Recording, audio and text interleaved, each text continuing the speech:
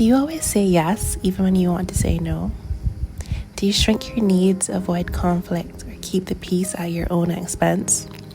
Do you call it kindness, but deep down it feels like fear? Hello everyone, welcome back to Beloved. I'm Cherise Rochelle, and today we are going to be unpacking the nice girl pattern, how fear of rejection and a deep need to be liked can keep you trapped in inauthenticity. And more importantly, we will talk about how God invites you into truth and freedom, not just politeness. Why does this pattern happen? When you grow up in an environment where your value was tied to compliance, silence, or keeping others happy, niceness becomes a survival tool.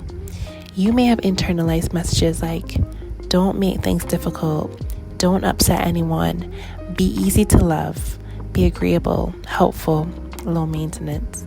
And somewhere along the line, you learned that disagreement equals conflict, speaking up equals or leads to rejection, and having needs means being too much, or being needy, or being a burden.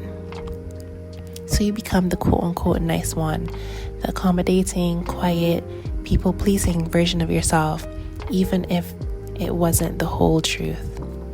But niceness that's rooted in fear is not kindness. It's a self-erasure.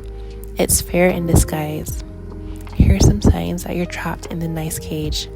You say yes automatically and then regret it later. You avoid sharing your true opinions. You suppress your needs to keep others comfortable. You feel resentful but don't express it. You feel invisible or misunderstood. You mistake passivity for peace. And you confuse being liked with being loved. Your inner narrative might sound something like, if I speak up, I'll lose them. My job is to make everything okay. Being difficult means being rejected, or I'm not allowed to take up space. But what does the Bible say?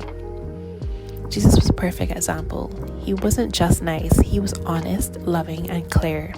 Jesus confronted, challenged, cried, rested, disagreed, and set boundaries. He did not avoid discomfort to maintain appearances. He chose truth over approval. People-pleasing is a form of fear, and fear is not your master. Am I now trying to win the approval of human beings or of God? That is taken from Galatians.Chapter 1, verse 10. You were not created to contort for everyone else's comfort.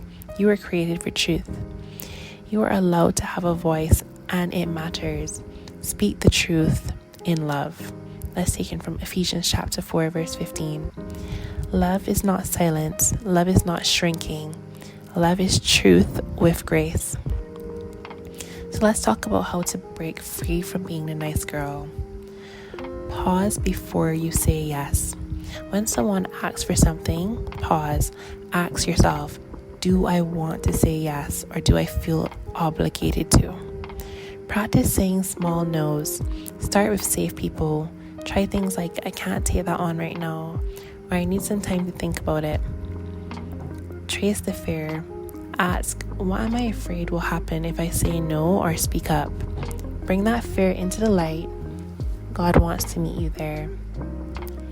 And choose truth over approval. You may disappoint people, you may confuse people, but the goal is not to be nice. The goal is to be real, rooted, and free. The affirmation that I would like to leave you with today: I am not here to perform for love. I am free to be honest, clear, and kind without fear. And we will close on this verse. Speak the truth in love, growing in every way more and more like Christ. Ephesians.Chapter 4, verse 15. If being nice has become a mask that you wear and you are ready to start showing up more fully, know this: God never asked you to disappear. He made your voice on purpose, and He is not intimidated by your truth. If this episode resonated with you, you may want to revisit the people-pleasing episode.